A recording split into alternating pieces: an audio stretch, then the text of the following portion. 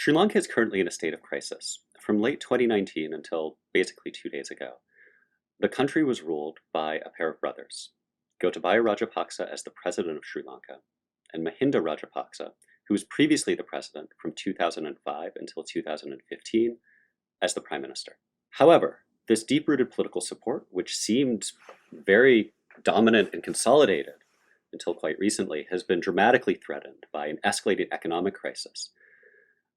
The roots of this crisis have largely domestic origins in choices around tax policy, agricultural policy, and taking on incredibly large amounts of debt, but have been further exacerbated by the effects of the COVID-19 pandemic on tourism and the Russia-Ukraine war on a variety of prices of goods. In recent days, we've seen spiraling violence, both against and by anti-government protesters.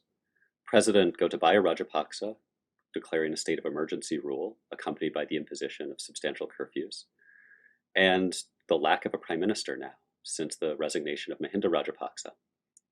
The country is in a state of political paralysis with severe threat of increasing violence and unrest, unless a solution can be fairly quickly arrived at. As of this recording, President Gotabaya Rajapaksa has not resigned, and it's not clear whether he will or on what terms. Connected with the economic crisis that faces Sri Lanka is a very real political crisis.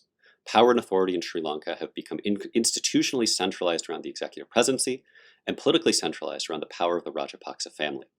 The state of emergency currently at play provides further powers to the presidency, which could allow for a crushing of protests and the consolidation of President Rajapaksa's rule despite widespread discontent and demands for his departure. Furthermore, the current political paralysis undermines the ability of Sri Lanka to credibly negotiate with the International Monetary Fund for some sort of relief package that could alleviate at least the worst aspects of the current economic crisis. Much depends on whether President Rajapaksa will resign, and especially on the conditions under which he does so, whether this is a meaningful transition or a kind of fig leaf arrangement that does not deal with these underlying political roots of the crisis. Where does this crisis go next? As I mentioned, it's possible that President Rajapaksa will resign.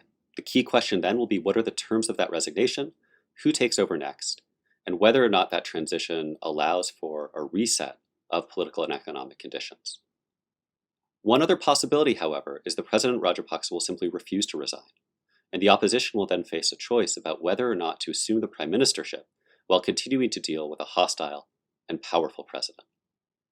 If that emerges, that situation in which the opposition holds the prime ministership and President Gotabaya Rajapaksa retains his position as president, the stage could be set for an ongoing state of political paralysis and crisis that will exacerbate economic suffering and increase the risks of very serious political violence. The effects of Sri Lanka's crisis for the broader region remain to be seen. Sri Lanka is a strategically important country that has attracted the interest of a number of powerful external states. China has historically been a close backer of the Rajapaksa family, an increasingly important player in Sri Lanka's economy. India is also a very important external actor that in recent weeks has offered further economic support as Sri Lanka's crisis has escalated. However, neither of these countries, nor other external players like Japan or the United States, have the ability to manage or control the internal politics of Sri Lanka. They operate in part according to their own logic.